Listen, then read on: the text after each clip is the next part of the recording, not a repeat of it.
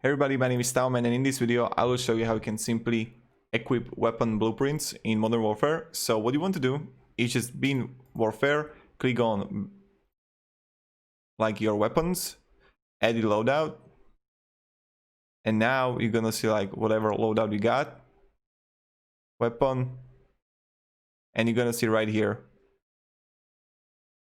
blueprint legendary, right? So again, you click on it, you go to ARMORY, and then you're gonna see right here the blueprint.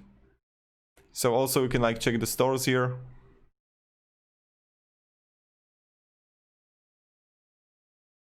Damn, it looks epic. So this is pretty much it. But yeah, thank you everybody. And if you have any questions, guys, ask them down in the comments. I'll be really happy to help you and provide you some guidance and support. But yeah, goodbye, see ya.